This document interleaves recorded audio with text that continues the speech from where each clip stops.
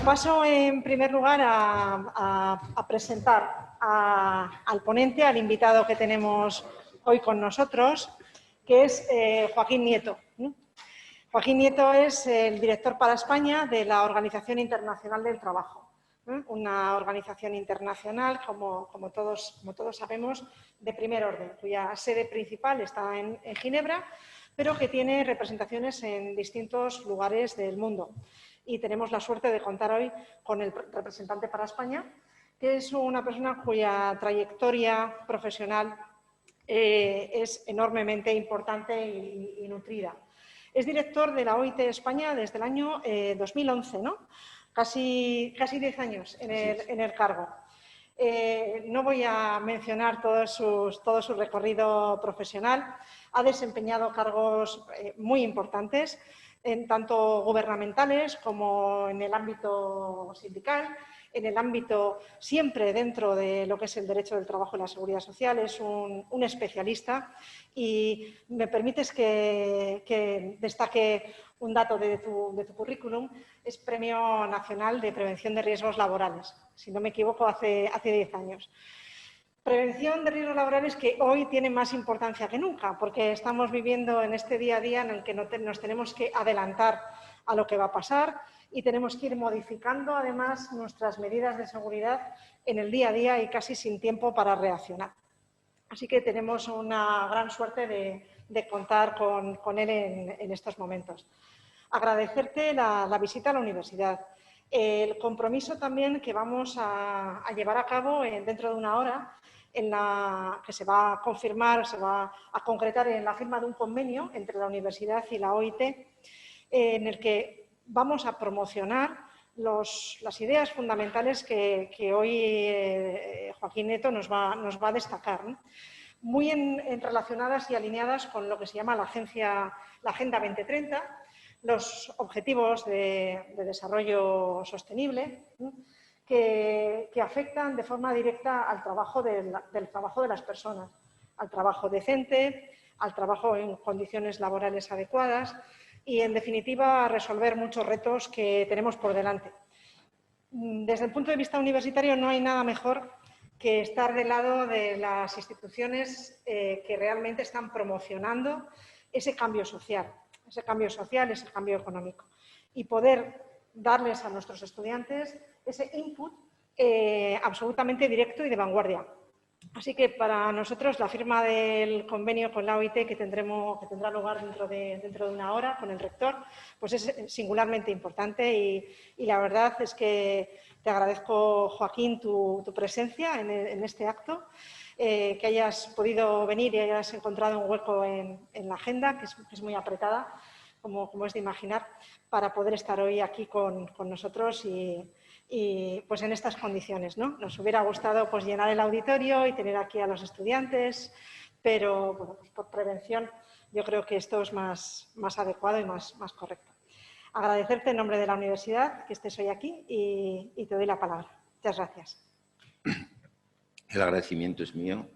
Muchas gracias por tan amable presentación y es un honor para mí como representante de la OIT estar hoy aquí haciendo la primera actividad, la primera actividad de este curso tan atípico. Ya fue atípico el anterior de manera sobrevenida, pero este curso va a ser todo el atípico y es un honor para la OIT poder iniciar la primera actividad en una universidad tan importante desde el punto de vista de los asuntos que afectan al derecho del trabajo, a los derechos de los trabajadores. La economía, el derecho del trabajo, las relaciones internacionales, el comercio.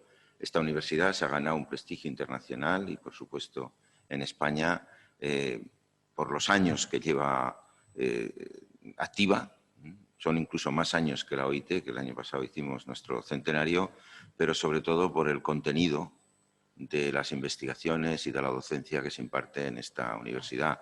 Por lo cual es también un honor para la OIT la firma de ese Memorandum of Understanding, de ese convenio de colaboración que vamos a hacer entre la Organización Internacional del Trabajo y la Universidad de Deusto, que es una firma dentro de la más docena larga de firmas que tenemos de convenios con universidades españolas. Es la primera universidad no pública con la que realizamos la firma y estamos satisfechos de hacerlo porque creemos que la contribución de vuestra universidad va a ser importante para la iniciativa interuniversitaria sobre justicia social, trabajo decente y objetivos de desarrollo sostenible que tenemos en marcha y que explicaré al final de mi intervención. Así que, finalizadas estas palabras de gratitud, voy a empezar con los contenidos. Si hubiera sido este momento sin pandemia, pues habría hablado del futuro del trabajo, habría hablado de cómo la OIT celebró su centenario el año pasado, de la importancia que ha tenido estos 100 años en la configuración de los derechos del trabajo, del desarrollo del multilateralismo en el ámbito laboral, pero también del multilateralismo en todos los demás ámbitos. En parte, la OIT, que fue la única institución que sobrevivió a las instituciones multilaterales que nacieron al final de la Primera Guerra Mundial. La OIT nace con el Tratado de Versalles, al final de la Primera Guerra Mundial, en el año 19 del siglo pasado. Es la única institución que sobrevivió y, en parte, inspiró la creación de Naciones Unidas, de la que ahora celebramos el 75 aniversario, y que tan importante ha sido en la configuración de nuestro mundo. También hablaré de esto cuando al final haga una referencia a la importancia que tienen los objetivos de desarrollo sostenible. Pues bien, estaría contando cómo la OIT quiso encarar su centenario intentando comprender qué es lo que estaba sucediendo en el mundo del trabajo, qué cambios son los que se estaban operando en nuestra sociedad y cómo eso iba a influenciar al mundo del trabajo y cómo, desde la perspectiva de la justicia social y el trabajo decente, deberíamos actuar para que ese futuro del trabajo sea un futuro del trabajo decente y que permita que las sociedades puedan vivir en prosperidad y en convivencia. Y habría explicado pues, cómo estábamos observando que no solo vivíamos un tiempo de cambios, una época de cambios, sino que estábamos viviendo un cambio de época. Y un cambio de época que venía determinado por varias megatendencias, y todas ellas muy definitorias para el conjunto de la sociedad. La primera de ellas, como no, es el cambio tecnológico, es la revolución tecnológica que estamos conociendo de la mano de la digitalización. No es una revolución tecnológica más. Las sociedades modernas nacieron con la revolución industrial. Después de esa revolución industrial hubo otras revoluciones tecnológicas. Esta se dice que es la cuarta, da igual la discusión. Lo importante es comprender que las características de esta revolución tecnológica imprimen un sello, un rasgo diferente al cambio tecnológico que va a tener una influencia mucho más disruptiva y mucho más decisiva en el resto de la sociedad. Y esto viene de la mano de la digitalización y esto viene de la mano de que esa revolución tecnológica se da en un contexto de globalización. El que esa revolución tecnológica sea digital y no solo mecánica, como eran las anteriores, interviene porque en los procesos de trabajo va a revolucionar dichos procesos no solo desde el punto de vista de la mecanización. La maquinización influenciando en la reorganización del trabajo va a seguir existiendo, todavía con más fuerza en esta digitalización. Pero además son otros procesos importantísimos los que se van a ver, se están viendo ya involucrados. La gestión. Esta digitalización cambia los procesos de gestión y los cambia de una manera absolutamente disruptiva. Y esta influencia sobre la propia gestión tiene otras influencias. Miremos, por ejemplo, lo que está pasando en el mundo financiero. El mundo financiero de hoy no es el mundo financiero de antes. Y, de hecho, está provocando una financiarización de la economía, con un peso muy importante de esta financiarización sobre la economía real y un peso no necesariamente positivo, como vimos con la crisis financiera de hace 10 años. Entonces, o sea que estos cambios tecnológicos afectan también a otros cambios y afectan también a la reorganización de las empresas. Ahora mismo hemos vivido de una forma rapidísima y de una forma convulsiva un proceso que ha sido el teleworking, el teletrabajo, que ha sido la extensión de la digitalización, ya digo, de una manera abrupta, de un día para otro, y su extensión en todos los procesos de trabajo donde el teleworking era posible. Esto es posible por este cambio tecnológico del que estamos hablando. Estamos conociendo solo los inicios. El teleworking, por ejemplo, ha venido para quedarse, pero todavía el desarrollo es impresionante. Pero no solo los procesos de fabricación se van a ver afectados y se ven afectados. No solo los procesos de gestión se ven afectados, también los procesos de creación. La inteligencia artificial también ha venido para quedarse y para desarrollarse con una fuerza extraordinaria. Cada vez más son algoritmos los que toman decisiones. Es decir, que ya estamos, incluso el proceso creativo por naturaleza, como sería el proceso artístico, se va a ver influenciado. Hay quien dice que las series de televisión más seguidas en los próximos años las escribirán algoritmos. Los guiones serán escritos por algoritmos. Que las novelas más bestseller y más leídas en los próximos años serán escritas por algoritmos. E incluso que las canciones más escuchadas lo serán por algoritmos. Y ya se están vendiendo a precios exorbitantes en los mercados del arte obras plásticas realizadas por algoritmos. Es decir, que estamos hablando de un proceso desconocido. No es una revolución más, es una revolución mucho más disruptiva. Y además en un contexto global.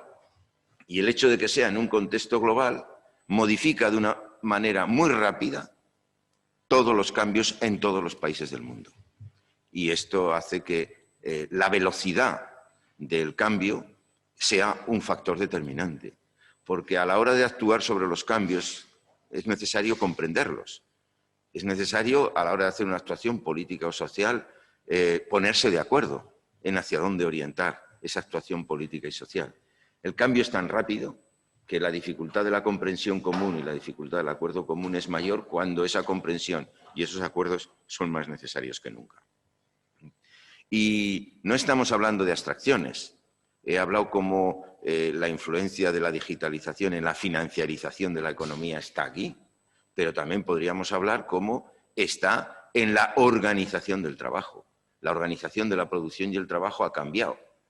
Ahora hay 600 millones de trabajadores que trabajan en cadenas mundiales de suministro. ¿Por qué? Porque los procesos productivos ahora no son como en el Fordismo, no son procesos productivos concentrados, son, por el contrario, procesos productivos diseminados. Puede haber un proceso productivo mucho más fragmentado que se puede coordinar a través de los mecanismos que permite la digitalización. Y pueden ser procesos productivos no localizados, sino diseminados en todo el mundo. Y eso hace que las cadenas mundiales de suministro sea la tendencia a la organización del trabajo y que esto además afecte de manera determinante al propio trabajo, junto con la descentralización de la propia acción productiva, la aparición del trabajo online y la aparición de las plataformas digitales también de una manera absolutamente disruptiva en cuanto a lo que a las relaciones de trabajo se refiere. Entonces, era necesario comprender estos cambios y estas tendencias que están reconfigurando nuestro mundo y que reconfiguran también el mundo del trabajo, como era necesario comprender otros cambios que están aquí. La acción humana, la acción industrial, la economía que se ha desarrollado desde la revolución industrial, está teniendo un impacto tal sobre la naturaleza que pone en riesgo la propia viabilidad de la sociedad y que crea condiciones para un colapso ambiental que llevaría a un colapso socioambiental de consecuencias inimaginables, pero en cualquier caso catastróficas. El cambio climático es quizá la expresión más clara, más evidente sobre la que más se está reaccionando, pero no es la única. Pero sí que fenómenos como el cambio climático explican que las maneras de trabajar, producir y consumir y la relación entre sociedad y naturaleza que establecen esas maneras de trabajar, producir y consumir deben cambiar y deben cambiar radicalmente. Y claro, ese cambio radical afecta también a los sectores y afecta también al trabajo. porque el sector que principalmente se ve afectado y está llamado a cambiar es el sector energético. Y el sector energético no es un sector cualquiera, es un driver de los cambios del funcionamiento y de los cambios necesarios en los demás sectores. Hablar del cambio energético y de la transición energética no significa hablar de cambiar la manera de generar la energía eléctrica. Significa cambiar la manera del uso de la energía también en sectores tan básicos como la edificación, donde los edificios deberían ser 100% autosuficientes, en cuestiones tan básicas como el transporte, la movilidad de las mercancías y de las personas que configuran hoy la esencia del funcionamiento económico e industrial de nuestro mundo. El transporte está catalogado en servicios, pero en realidad el transporte forma parte de la estructura industrial imprescindible para el funcionamiento de nuestra economía en cada país y a nivel mundial. La movilidad de las personas, igualmente. Y la movilidad de las personas y de las mercancías tiene que cambiar radicalmente.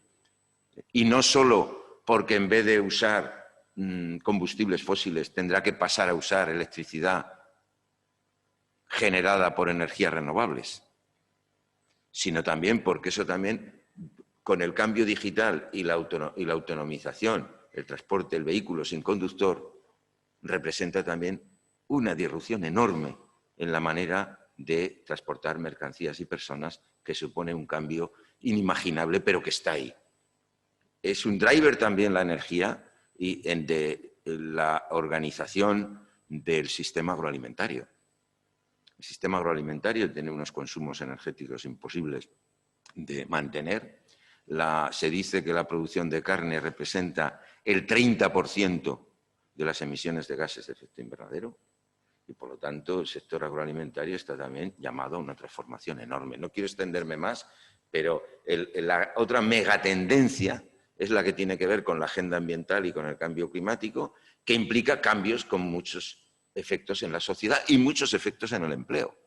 Porque si desaparecen, como van a desaparecer sectores enteros, como el ligado a los combustibles fósiles, la producción del carbón, del petróleo, del gas, no es un cambio cualquiera, es un cambio que afecta a decenas de millones de trabajadores, que verán cómo desaparece su sector, cómo desaparece su empresa o cómo desaparece su oficio, su propia profesión.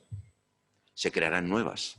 Claro que sí, las energías renovables, las nuevas maneras de organizar el transporte, la edificación, la alimentación, generarán, cómo no, nuevos trabajos, nuevos sectores, nuevas empresas, nuevas profesiones que sustituirán a las anteriores. Nosotros desde la OIT hemos estudiado cómo sería el cambio y hemos llegado a conclusiones que son prometedoras en el sentido de que, por ejemplo, para cumplir los acuerdos de París en los próximos 10 años en el mundo, pues los cambios van a significar la pérdida de 6 millones de empleos, pero la ganancia de 24. Es decir, lo que sucede es que aunque el cambio va a ser positivo, no solo desde el punto de vista medioambiental y desde la relación de la sociedad con la naturaleza, imprescindible para evitar un cambio climático catastrófico y otros desastres imposibles de manejar, aunque será positivo para eso y será positivo para el empleo, la transición en ese cambio es delicada. Y por lo tanto la transición hay que saber manejarla y hay que plantearse mecanismos de transición justa, que tengan en cuenta que esos cambios no pueden dejar víctimas en el camino, no pueden dejar a la gente atrás y que en esos cambios hay que hacerlos de manera que todas las personas que pierden sus maneras de ganarse la vida puedan encontrar otras maneras de ganarse la vida porque se les dé la formación necesaria, la oportunidad de empleo necesaria y la protección social necesaria en ese camino transitorio. Bueno, este es otro. Y, cómo no, hay desafíos demográficos, no me quiero extender en ellos, pero tenemos continentes enteros como Europa que vive un invierno demográfico y va a seguir viviéndolo. El caso de España es espectacular. En los últimos 4 años en España existen muchas más defunciones que nacimientos, pero además en una proporción cada vez mayor. Este invierno demográfico genera una serie de desafíos de futuro impresionantes. ¿Quién va a trabajar en el futuro? quién va a cuidar a nuestros mayores que afortunadamente viven cada vez más tiempo en el futuro, cómo se van a redistribuir los ingresos y los gastos, pero también tiene impacto sobre otro asunto clave, que son las migraciones. Porque este desarrollo demográfico desigual se produce en un mundo desigual. No solo demográficamente desigual, el África subsahariana está creciendo demográficamente al 14%, lo que significa que dobla su población en 5 años. Eso es una presión demográfica enorme, sino también en un mundo económicamente desigual, donde los desplazamientos de personas buscando oportunidades de vida es una tendencia desde los albores de la humanidad y es una tendencia que se intensifica en estos tiempos donde las desigualdades están también intensificándose. Esto implica que los movimientos migratorios económicos van a seguir creciendo con fuerza y van a ser imparables. Y a ello se añade los movimientos de refugiados que siguen creciendo con fuerza porque sigue habiendo muchos conflictos en el mundo. Antes estábamos hablando de 60 millones de refugiados, hace poco yo daba charlas y hablaba de 60 millones de refugiados, ya estamos hablando de más de 90 millones, casi 100 millones de refugiados en el mundo, a los que hay que añadir todos los desplazamientos, que no son menores, que cada vez son mayores, generados por el cambio climático, porque aunque consigamos detener un cambio climático catastrófico, ya hay algo de cambio climático y va a seguir habiendo por la inercia de los fenómenos físicos y de las concentraciones de gases de efecto invernadero en la atmósfera que no desaparecen de un día para otro, sino que tienen unas inercias que son centenarias. Esos gases duran 100 años y algunos o más y algunos 1000 años o más. Entonces, algo de cambio climático va a haber. ¿Qué quiere decir? Que los desastres relacionados con el clima se van a intensificar, que los huracanes y tifones se van a intensificar y que los desplazamientos, las sequías también, y que los desplazamientos se van a intensificar. Esto significa que en nada vamos a tener 500 millones de personas en el mundo que van a buscar su vida en otro país, por razones de migración económica, por razones de refugio, buscando seguridad o por razones de desplazamientos climáticos.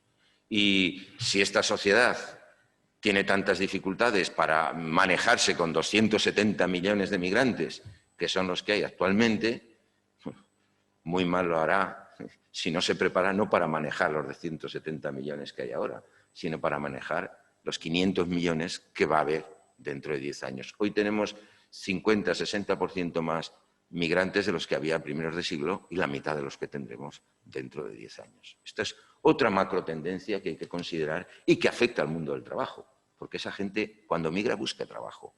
Y los refugiados, aunque se hayan ido no buscando trabajo, sino buscando seguridad y huyendo del peligro, necesitan trabajar para vivir, lo mismo que los desplazados climáticos. Y esto afecta al trabajo. No daría el cuadro completo si no explicara otro cambio que también está sucediendo en nuestras sociedades y que ha venido para quedarse. Y es el que tiene que ver con la percepción de las mujeres de cuál es su rol en la sociedad y de cómo ese rol debe cambiar. Esto también ha venido para quedarse. Esa situación subordinada de las mujeres en la sociedad y en el trabajo ya no es aceptada. No es aceptada por las mujeres, pero tampoco por la gran mayoría de los hombres y no es aceptada por la sociedad y reclama un cambio. Y este cambio va a ser muy importante también, no solo porque conseguir la igualdad laboral en todos sus ámbitos ya lo significa. O sea, no es lo mismo que haya los 27 puntos que hay de diferencia entre la empleabilidad masculina y la empleabilidad femenina en el mundo. Hay 27 puntos de diferencia, a pesar de toda la masiva incorporación que ha habido de las mujeres en las últimas décadas al trabajo remunerado, no solo por eso, que ya significaría un cambio, una igualdad ahí, muchas más mujeres, o por lo menos en la misma proporción que los hombres en el mercado de trabajo. También significaría un cambio, los cambios internos en el trabajo, la igualdad salarial de género, que no existe. Existen al menos 20 puntos de diferencia entre los salarios masculinos y femeninos, pero también significaría un cambio las posiciones de poder, que son diferentes en las instituciones en general y en las instituciones económicas, las empresas en particular. Sería un cambio como lo estamos viendo, porque está habiendo cambios y estamos viendo la influencia que tiene este cambio, pero también lo sería en el conjunto de la sociedad. ¿Por qué? Porque los trabajos de cuidados no remunerados los realizan principalmente mujeres. Y el mundo de los cuidados es un mundo que va a ser cada vez más, va a tener cada vez más peso en nuestras sociedades. Bueno, diría seriamente, no tanto el mundo de los cuidados, que lo ha tenido siempre. La sociedad se ha reproducido porque ha habido quien hiciera los cuidados de los niños cuando nacen y de los mayores en los últimos años de su vida y del día a día. Si no fuera por esos cuidados, la sociedad no se podría reproducir. Lo que ha cambiado no es la importancia de los cuidados, lo que ha cambiado es la percepción de la importancia de esos cuidados. Ya se le empieza a poner números, la propia OIT ya analiza y dice que eso significaría, pues en el caso de España, no sé si son el 15% del PIB y 17 millones de empleos, y a nivel mundial, pues cifras enormes. Si se valorara, si se le diera valor económico al valor real que tienen esos trabajos de cuidados. Es decir, que toda la irrupción de los derechos de las mujeres, todo este cambio que ha venido para quedarse, significa también una mega tendencia que afectará al conjunto de la sociedad y que afectará a los trabajos. Porque, y la OIT lo plantea claramente, los trabajos de cuidados deben ser considerados trabajos, con todo lo que ello implica. Eso significa que en la ecuación del trabajo entran también, o deben entrar, los trabajos de cuidados, y que el futuro del trabajo hay que concebirlo desde esa perspectiva. Por supuesto, desde una perspectiva de corregir todas las desigualdades que existen, desigualdades de género, en este mundo de los cuidados, e ir hacia la igualdad, que tendrá repercusiones en todos los órdenes. Pues bien, la OIT habíamos estudiado todo esto para ver los cambios que estaba habiendo en el mundo del trabajo. Y habíamos aprovechado el centenario para plantear una serie de medidas que permitieran abordar esos cambios del mundo del trabajo de manera que todas las grandes transformaciones que iba a haber, los cientos de millones de personas que se iban a ver afectados de estos cambios, los cientos de millones de trabajadores que se podían quedar sin empleo eventualmente, temporalmente, a causa de estos cambios, los que se iban a quedar sin profesión y todos los más vulnerables, no se quedarán en la cuneta. Porque un mundo donde cientos de millones de trabajadores se queden en la cuneta es un mundo donde la convivencia no es posible. Y desde una perspectiva de convivencia y de una perspectiva de integración social es necesario dar respuestas. Y es necesario acompañar estos procesos de transición en esta época de cambios o en este cambio de época. ¿Y cómo acompañar esta transición? Nosotros decíamos, lo que hay que hacer es fortalecer, invertir en las personas, fortaleciendo sus derechos, e invertir en las instituciones laborales. Si me dijeran que sintetizara cuáles fueron las conclusiones de la declaración tripartita del centenario de la OIT, diría que es esta: invertir en las personas, invertir en las instituciones laborales. Haciéndolo así, conseguiremos acompañar esa transición y que el futuro del trabajo, o el trabajo del futuro, que será en muchas cosas igual, pero en otras muchas diferente del que es ahora, no solo no fuera un trabajo con menos trabajo decente, sino que sirviera para corregir los déficits enormes que todavía existen de trabajo decente. Porque no olvidemos que hay 24 millones de personas que trabajan en condiciones de esclavitud, 152 millones de niñas y de niños trabajando, 2.800.000 personas que mueren cada año a causa de las malas condiciones de trabajo. El COVID, creo que ahora las cifras son 1 millón. Espero que no lleguemos a los 2 millones, que antes de los 2 millones se haya encontrado una vacuna. 2.800.000 trabajadores y trabajadoras mueren al año, cada año, a causa de los accidentes y enfermedades laborales.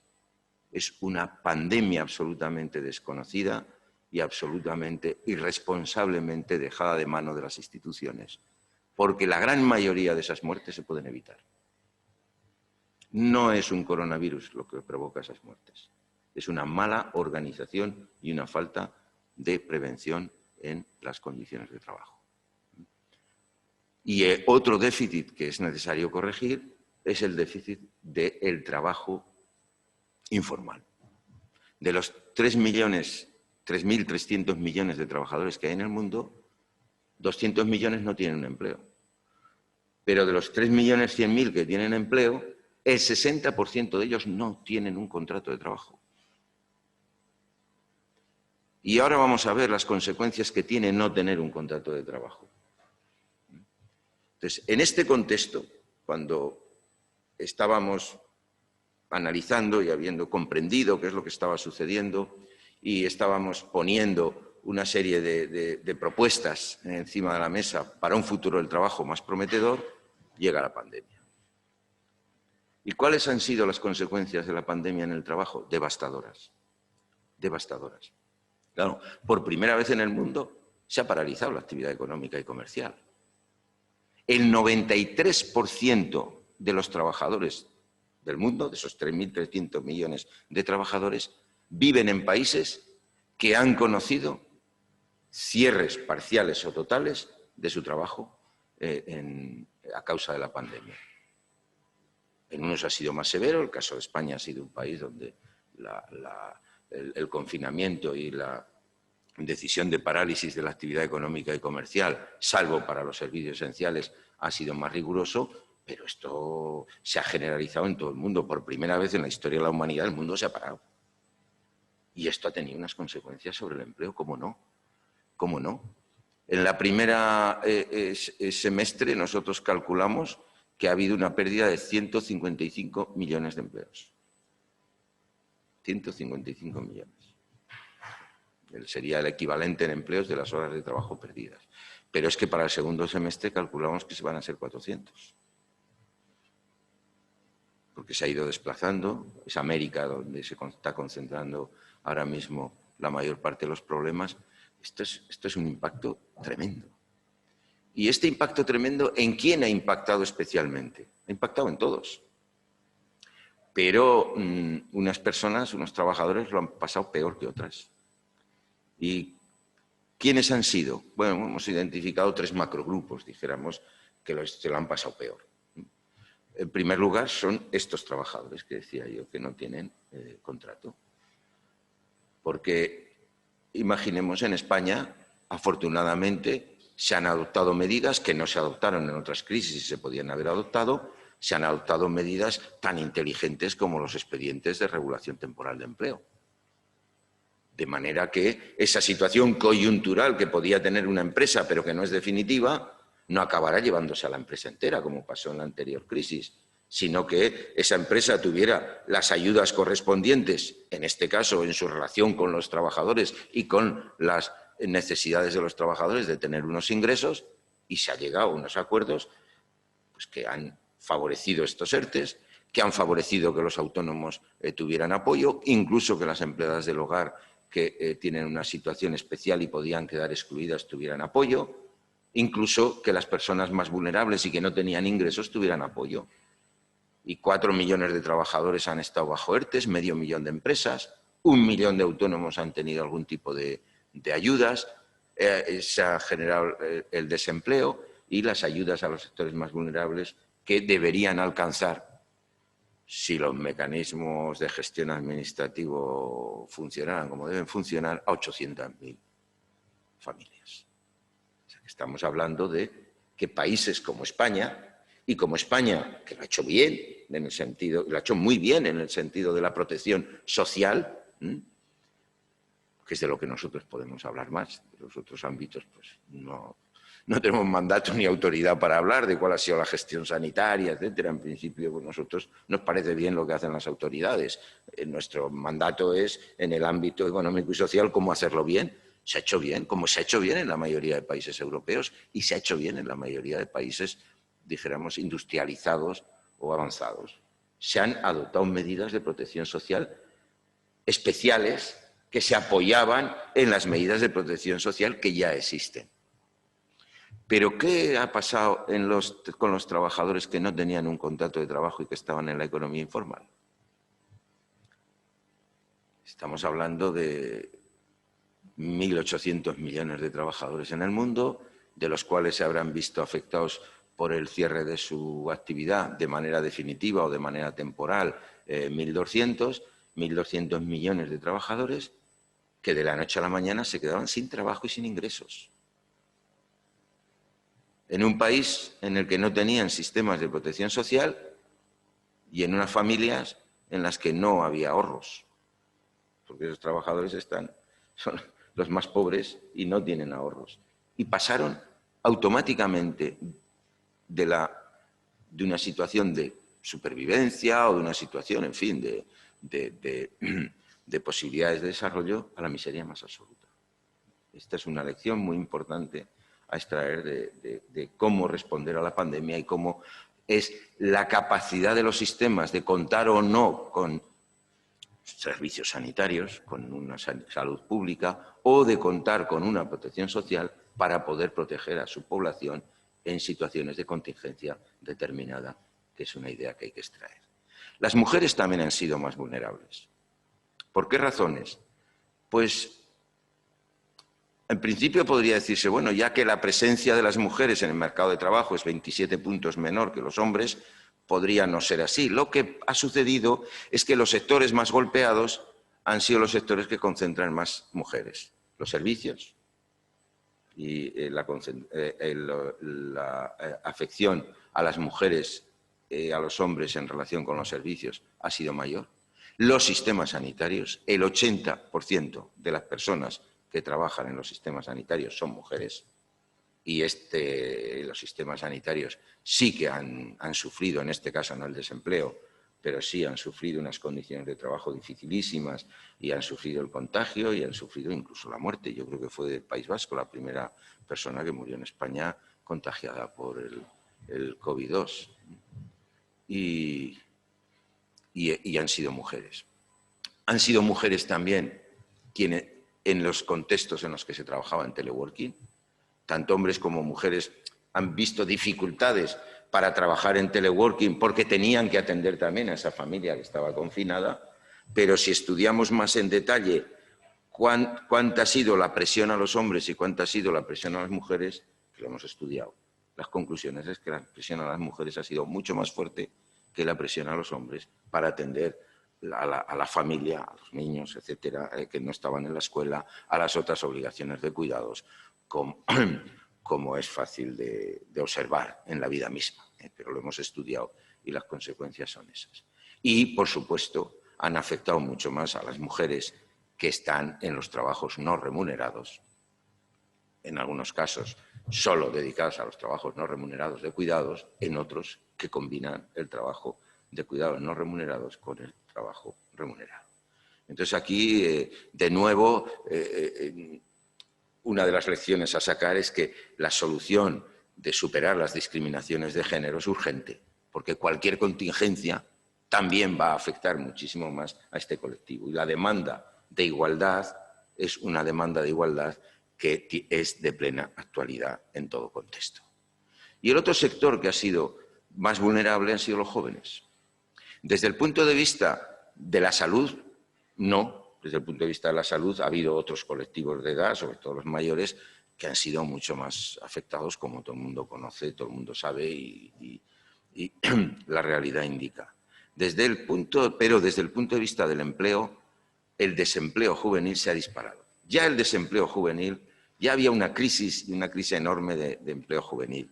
El desempleo juvenil suele ser el doble, suele doblar la media del desempleo. Cuando a nivel mundial la situación de desempleo está en el 5%, el desempleo juvenil suele estar en el 11, el 12%. Había 70 millones de jóvenes en el mundo buscando un trabajo y no encontrándolo. Y hay que tener en cuenta que cada año 30, 40 millones de jóvenes acceden al mercado de trabajo, acceden a buscar un trabajo y no siempre lo encuentran. Necesitamos que las economías no solo mantengan el empleo existente, sino generen esos 30, 40 millones de nuevos empleos, que es la nueva demanda que generacionalmente aparece por razones puramente demográficas. Bueno, pues ya teníamos una crisis peligrosa de desempleo juvenil, porque el desempleo juvenil tiene efectos muy negativos sobre la sociedad. Pérdida de capital humano, consecuencias económicas que vienen de esa pérdida de capital humano, esfuerzos en formación que luego no revierten en la sociedad porque no se les da posibilidades a esa formación que se ha dado, pero también consecuencias sociales y consecuencias políticas. Millones de jóvenes desoficiados es un problema para la sociedad, obviamente. Y algunos de los fenómenos que hemos conocido tienen que ver con las altas tasas de desempleo. La situación en los países árabes, el desenlace de las revoluciones árabes tiene que ver con las altas tasas de desempleo en el norte de África y ese tipo de países, desempleo juvenil. Bueno, pues ahora ha venido a agravarse. A la OIT no nos gustaba hablar de generación perdida, porque hablar de generación perdida son palabras mayores. Lo que pasa es que si no se resuelve este asunto y no se le presta especial atención a este asunto del desempleo juvenil que se ha disparado, nos vamos a encontrar en algunos países que se podrá hablar de una generación perdida. Y eso es muy grave, muy grave. En España se llegaron a tasas superiores al 50% del desempleo en el momento peor de la crisis, claro, con tasas de desempleo del 24, pues el desempleo juvenil era del 52, 54. Ahora, si se pasa del 14 que se había al 18, pues se va a pasar a tasas de desempleo juvenil del 30 al 40%. Y esto es algo muy grave para cualquier sociedad y es algo a lo que se le debe prestar especial atención. Bueno, nosotros, desde que aparece la situación de pandemia y observamos las consecuencias económicas y sociales que iba a tener y en el empleo, empezamos a hacer análisis. Los primeros análisis pues, fueron pavorosos, porque estábamos hablando de un día para otro de decenas de millones de empleos perdidos, que eso hicimos en el primer informe, pero luego vimos que nos estábamos quedando totalmente atrás, que teníamos que acabar hablando y hemos acabado hablando de cientos de millones de empleos perdidos. Claro, ha sido pavoroso. Cada vez que hacíamos un informe temblábamos. Yo cuando llegaba, hemos hecho hasta 5 informes de la evolución del empleo, y decíamos, a ver, ¿qué va a traer este informe? Porque realmente ha sido, y la situación es pavorosa. La situación es pavorosa. ¿Se puede salir de ella? Sí. ¿Se ha podido actuar en medio de esta situación? Sí, hay países que han actuado. España es uno de ellos y nosotros lo hemos reconocido públicamente. ¿Se puede salir de esta situación? Sí. Nosotros hemos propuesto 4 bloques de medidas y creemos que tienen todavía viabilidad. Uno es el de la acción para recuperar las economías y el empleo. Vigilar que este daño no destruyera las economías, sino destruyera el empleo y rápidamente poder desarrollar acciones de recuperación económica y de empleo. Afortunadamente, esta ha sido una línea que se ha seguido a nivel mundial. A diferencia de la crisis anterior, aunque las causas de la crisis anterior eran una burbuja inmobiliaria y financiera que estalló, eran de otra naturaleza, pero la respuesta fue una respuesta de políticas de austeridad que, a nuestro juicio, han tenido consecuencias desastrosas. Esta vez no. Esta vez 90 países en el mundo, hemos estudiado, y 90 países en el mundo han adoptado políticas de inversión para hacer frente, políticas contracíclicas, totalmente contracíclicas, para salir de esa situación de crisis que si no iba a acabar no sabíamos dónde. Claro, de forma diferente, son 10 billones con B, de euros los que se han invertido. Pero claro, no es lo mismo en los países avanzados, el 88% de estas inversiones han sido en los países industrializados. Solo el 12% ha sido en el resto de países del mundo. En los países industrializados, además, ha supuesto el 5% del PIB. Este esfuerzo de inversión en los países en desarrollo ha supuesto el 2,3%, y no todos los países en desarrollo. No digamos ya en los países menos desarrollados que las capacidades han sido mucho menores, ¿no? Entonces, nosotros dimos consejos en esta dirección. Estuvimos acompañados o acompañamos en estos consejos con otras instituciones financieras, el Fondo Monetario Internacional, el Banco Mundial, en fin, OCDE y otras instituciones económicas que abordan estos ámbitos. Hemos ido en la misma dirección, eso ha estado bien. El mensaje de la directora del FMI ha sido: hay que gastar, gastar y gastar. Es raro que el FMI diga eso, pero Este ha sido la directora, el mensaje que nos ha dado la directora. Hemos coincidido en ese mensaje. Esa era una línea. La otra línea que planteábamos era la línea de que hay que proteger el trabajo. O sea, hay que proteger a las economías para proteger al empleo, pero eso hay que proteger el trabajo y la protección social. En ese sentido, hemos acompañado los procesos que se han dado en esa dirección. En España hemos acompañado el proceso del diálogo social que se ha realizado, que ha tenido estos resultados que comentaba antes, de protección de social y protección del trabajo, para evitar que se pierdan los empleos. Somos conscientes de que una parte de las empresas que han estado en los ERTEs o que van a continuar en los ERTEs, luego igual no pueden continuar, particularmente en los sectores más vulnerables por este confinamiento o por estas medidas restrictivas, ¿no? Que no todos los sectores son igual de vulnerables. La hostelería y otros pues son más vulnerables, los espectáculos, en fin, hay muchos, y muchos lo son y no podrán levantar cabeza, otros levantarán cabeza. Pero se va a conseguir mantener la mayoría de puestos que si no se habría perdido, y hemos estado también muy cerca de que se adoptaran medidas extraordinarias de protección social. En España se han adoptado medidas extraordinarias de protección social, pero también en otros países del mundo. Hemos identificado 121 países del mundo, que no está mal, de los cuales se han adoptado medidas especiales de protección social. Claro, el alcance de estas medidas pues no es lo mismo en España que en Perú. Que la situación tanto en España como en Perú es muy difícil y muy dura desde el punto de vista del impacto del coronavirus, pero las capacidades no son las mismas y la estructura de protección social no es la misma. Pero 121 países lo han hecho. La tercera medida que hemos propuesto estaban referidas a proteger la salud. En ese sentido, nosotros hemos apoyado todas las medidas de confinamiento, de paralización de la economía o del comercio que han adoptado los países por razones de salud.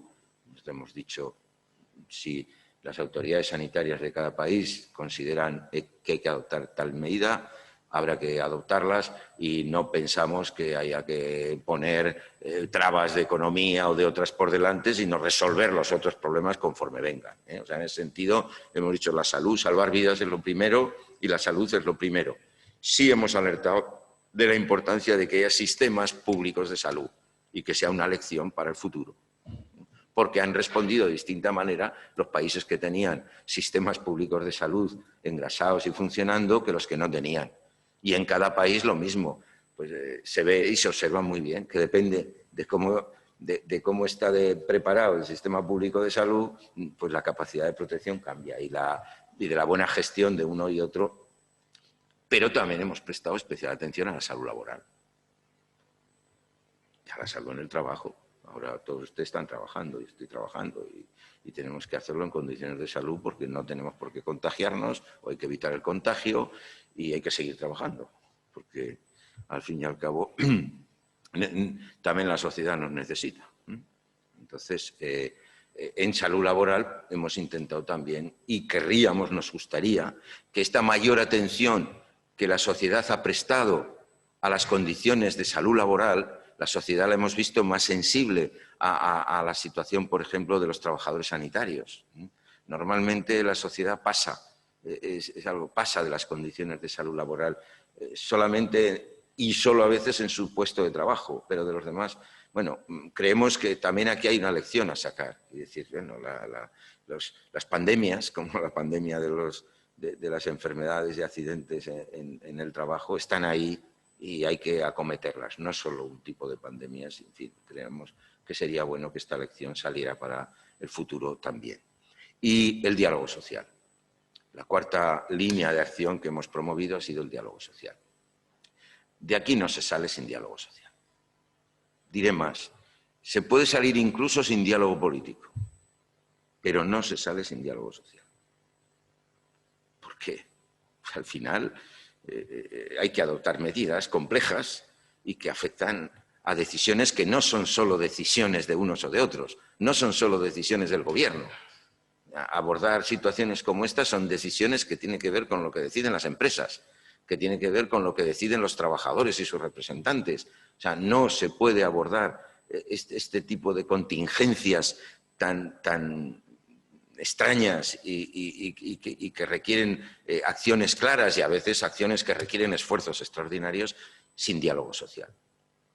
También aquí tengo que reconocer que España no solo ha tenido diálogo social, sino que creo que ha sido uno de los países del mundo donde el diálogo social ha funcionado de manera más fluida. Hay que tener en cuenta que había reuniones semanales de 2 vicepresidentas y 3 ministros con los secretarios generales de comisiones y UGT y los presidentes patronales de COI y CEPIME.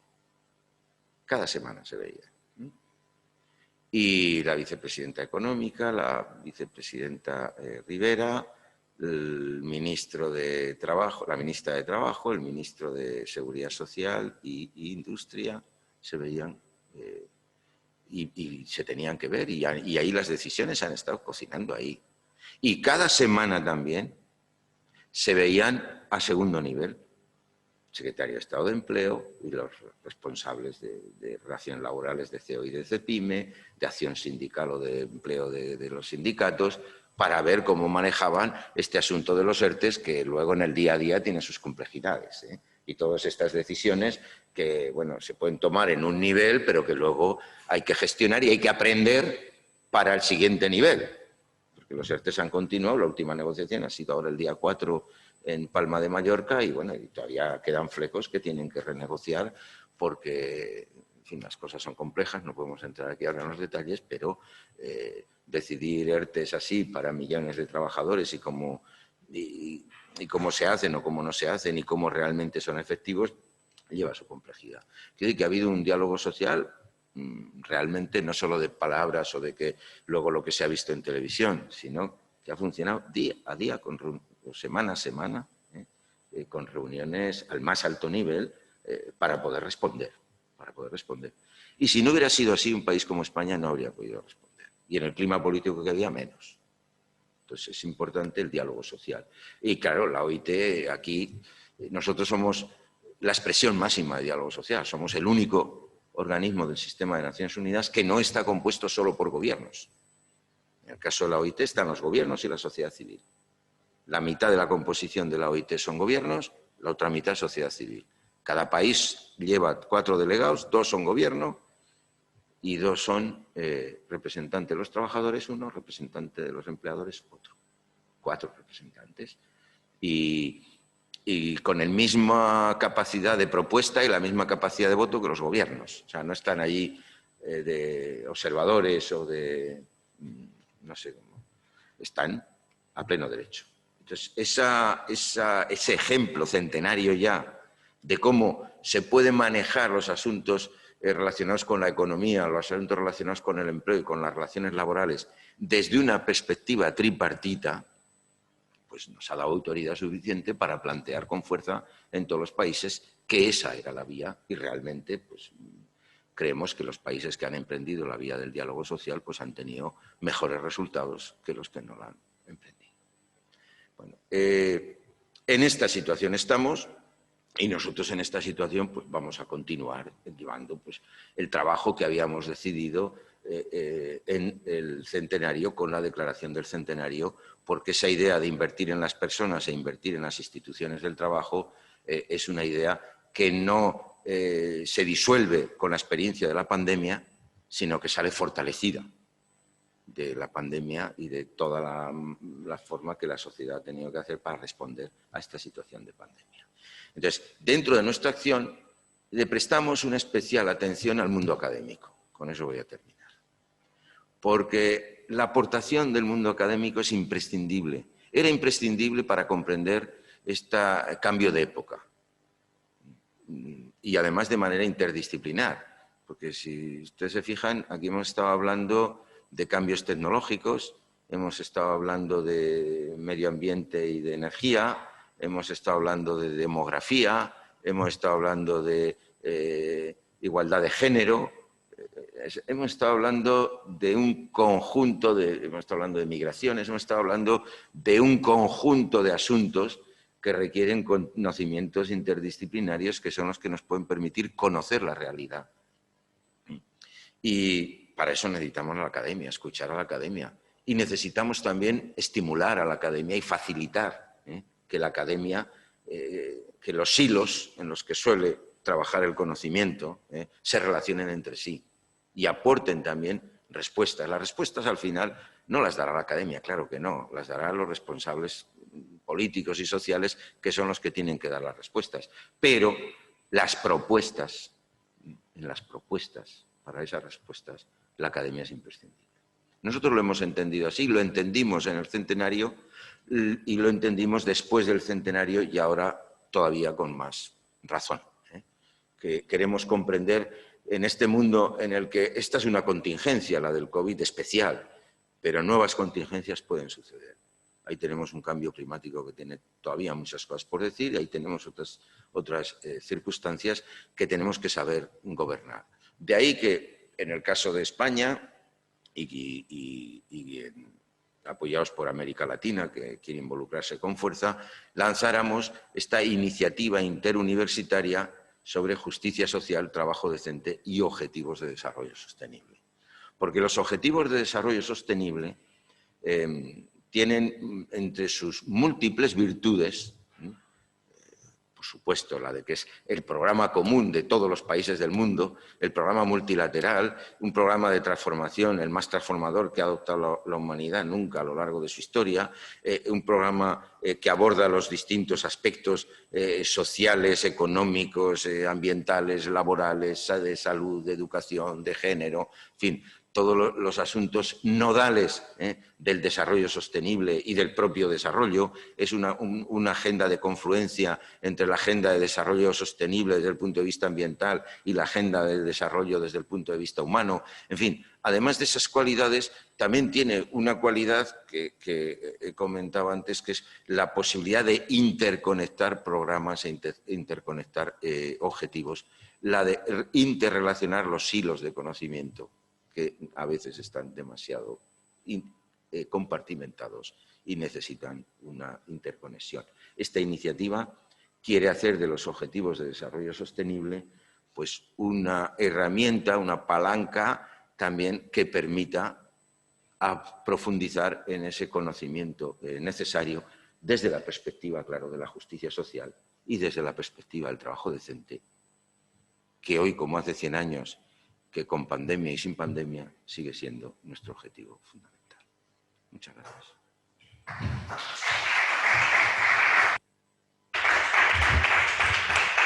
Muchas gracias, Joaquín. Un privilegio escucharte por esa exposición magnífica que has hecho primero de pues ese cambio de era, ¿no? Cambio de época en la que nos encontramos, con todos esos desafíos económicos y sociales.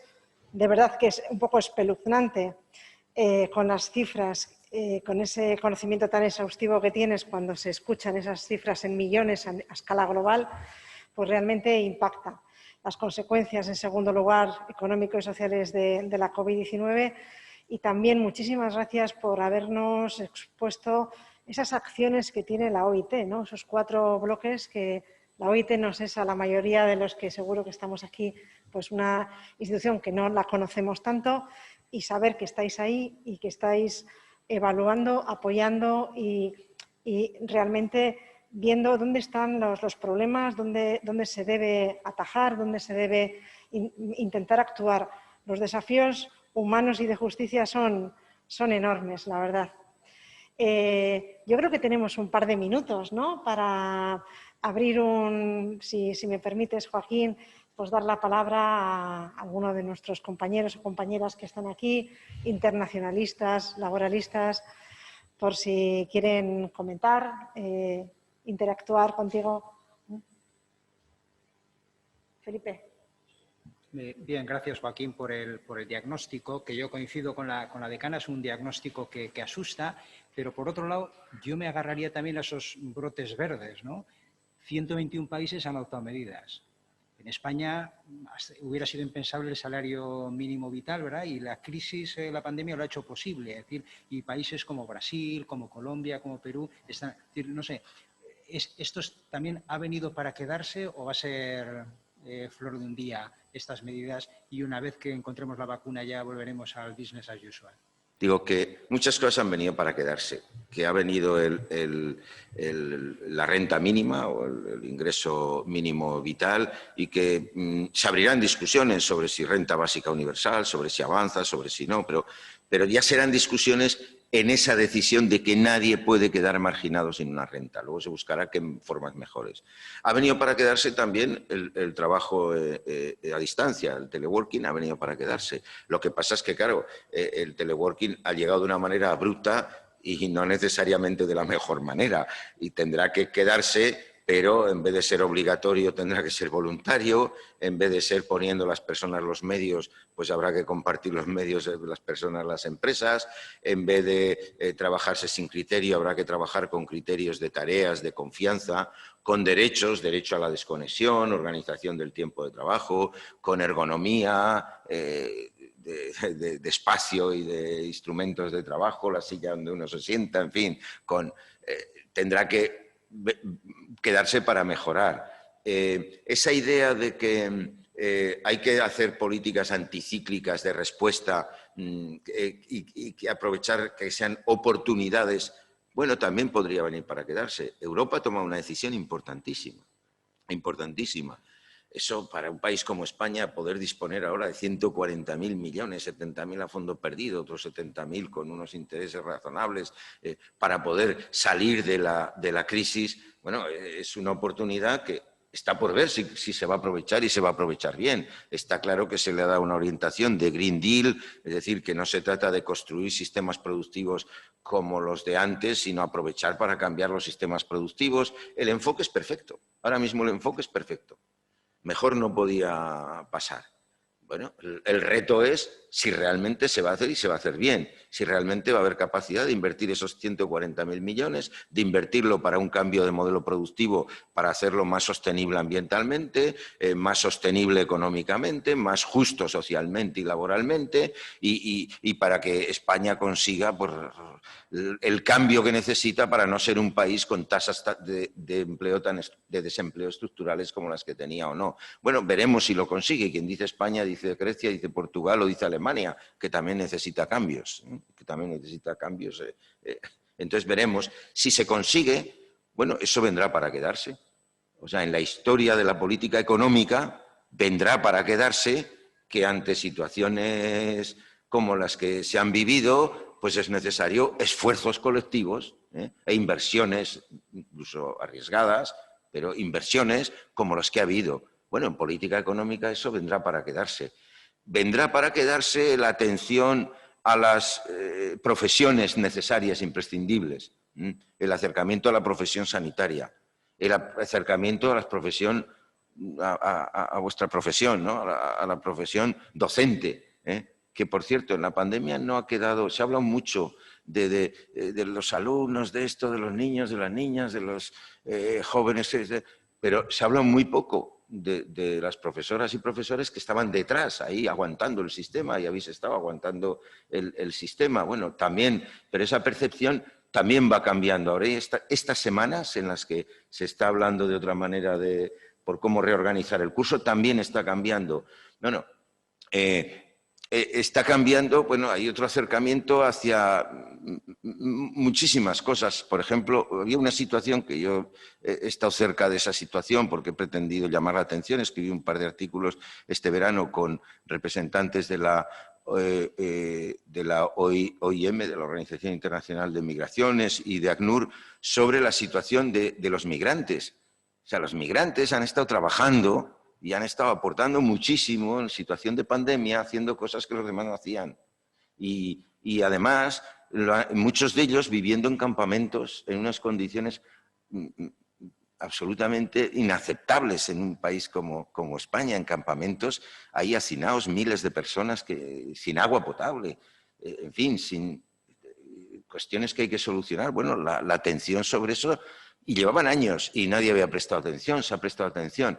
Es decir, ha habido cantidad bueno, se habla de cómo las malas condiciones ambientales han favorecido la extensión del coronavirus. Ya el propio coronavirus, que es de origen de una zoonosis, como suelen ser, de origen animal a persona, Esta zoonosis se ha producido porque las condiciones ambientales y la protección del medio ambiente es la que es, y porque hay mercados ilegales de animales salvajes, y porque, es decir, también ha habido percepción. Todo eso es una oportunidad enorme de cambiar el mundo y que el mundo de la nueva normalidad vaya mejor, pero solo una oportunidad. También acechan todos los otros riesgos que pueden empeorar estas circunstancias. O sea que está abierto. Lo que va a ser el mundo post-pandemia está abierto. Pero en esa apertura, las posibilidades de que el mundo post-pandemia vaya, en lo que a nosotros se refiere, hacia un trabajo futuro más justo y más sostenible, es posible. Y ahí estamos. Pues muchísimas gracias, Joaquín. Igual muy breve, tenemos 5 minutos ya solo para bajar. Muy breve, sí, adelante. Gracias. Joaquín, quería preguntarte, porque hay dos cosas que me rondan la cabeza. Una es la robotización, que no se ha mencionado. Si este proceso va a alentar el proceso de robotización que ya había empezado y que por lo tanto se van a sustituir muchos puestos de trabajo de forma acelerada con la inversión, aprovechando la coyuntura. Y el otro que me preocupa, porque llevo dándole muchas vueltas, no solamente para las personas que quedan desplazadas o que les saca los problemas de transición y demás, ¿podremos imponer una formación obligatoria, un reciclaje obligatorio en las personas, en las diferentes profesiones? ¿Y podremos pedir, a cambio de esta extensión de la protección social, una prestación obligatoria a la sociedad del que lo percibe? O sea, no solamente yo te tengo que mantener, tenemos que salir de esta todos juntos, sino que tú también tienes que hacer tu parte. Y tu parte no es nada más, no, tu parte tiene que ser un compromiso, te tienes que formar obligatoriamente, tienes que tener estos rendimientos obligatorios, vamos a salir entre todos. ¿Eso se visualiza de alguna forma? Sí, sobre ambas. Sobre la primera, obviamente, ya he hablado de que sí, de que cuando hablaba del impacto sobre la revolución, decía el impacto sobre lo mecánico, me refería a la robotización, obviamente, decía que no solo va a haber procesos de robotización muy superiores a los que hemos visto en el pasado, sino que estos se van a ver multiplicados por la digitalización. O sea que sí, va a haber un proceso de robotización fortísimo y además más complejo por la digitalización. Y además, no pensemos en robots ya solo como mecánicos, sino pensemos en sistemas de gestión. Sistemas de gestión que van a cambiar y que van a revolucionar la gestión en las empresas. Y pensemos también, decía, incluso en creatividad. Entonces, claro, esto plantea desafíos como que desde la OIT hemos planteado en este debate del futuro del trabajo. ¿Quién toma las decisiones? Nosotros hemos dicho que las decisiones que afectan a personas y a la organización del trabajo de las personas, finalmente las tienen que tomar personas. Que los algoritmos lo que tienen que hacer es, bueno, facilitar las propuestas. Pero las decisiones tomadas automáticamente por algoritmos acaban teniendo sesgos de género y acaban teniendo otras discriminaciones que es necesario contemplar. Entonces, o sea que sí, va a haber procesos y hay que responder a esos procesos. Y la otra cuestión que me has planteado es básica y debía haberlo dicho y lo tenía en mi esquema mental, que es el tema de la formación. La formación cambia completamente. En nuestras propuestas de la Declaración del Centenario, nosotros hablamos de formación a lo largo de toda la vida. Y en el informe que había de la OIT, de la Comisión sobre el Futuro del Trabajo de OIT, se hablaba de esto como un derecho. Entonces, obviamente, la clave de la transición de los empleos son, por un lado, que haya nuevos empleos. Claro, si no hay nuevos empleos, ya de lo demás ni hablamos. Que haya nuevos empleos. Pero cuando hablamos de invertir en las personas, estamos hablando, en las personas hay que invertir facilitando protección social en esa situación transitoria, es decir, que no se queden sin nada, pero también facilitándoles la formación para su nuevo sector, su nueva empresa o su nueva profesión. y esa formación se debe dar a lo largo de toda la vida. Y esto representa un reto en la formación del que no se habla y hay que hablar, porque esto sí que es una revolución. No es lo mismo tener sistemas de formación pensados de 0 a 3 años, antes era a partir de los 3, ahora ya de 0 a 3, de 3 a 16 y de 16 a 26, o 30 que hay ahora, que de 26 a 76. Eso significa incorporar prácticamente a toda la población en el universo formativo. Y el gran debate que tiene que haber sobre la reforma educativa es este. Y a partir de este se facilitará la solución a muchos otros debates que parecen encallados en un país como España para llegar a un gran acuerdo. Y este sí que podría suscitar un acuerdo suficiente. La formación a lo largo de toda la vida como un derecho. Alguien dice, bueno, todos son derechos. Una persona que se forma está poniendo de su parte un esfuerzo importante, porque formarse, y los estudiantes que nos estarán oyendo dirán que sí, y todos los que estamos aquí en algún momento hemos tenido que estudiar y seguimos estudiando, formarse implica un esfuerzo. Y tendrá que significar un esfuerzo. Ese esfuerzo que se le pide a las personas es para formarse, no que tengan los recursos económicos suficientes para pagarlo. Por Dios, es el conjunto del sistema. Eso sí, aquí cambia una cosa. Tiene que ser el sistema público que lo garantice, pero la empresa y el sector tienen mucho que decir, tienen mucho que hacer y tienen muchas obligaciones que asumir en este sentido. Porque esa formación a lo largo de la vida no va a ser solo una formación, dijéramos, académica, sino que va a ser también una formación práctica en el lugar de trabajo. Que esto también es otra revolución en la manera de concebir todo un sistema educativo que debe cambiar radicalmente. Gracias por la pregunta, porque tenía que haber hablado de esto, porque me parece que es uno de los asuntos nodales del cambio y del trabajo del futuro y no lo había planteado, lo que me ha permitido hacerlo, que como se verá por el énfasis que pongo, me parece nodal.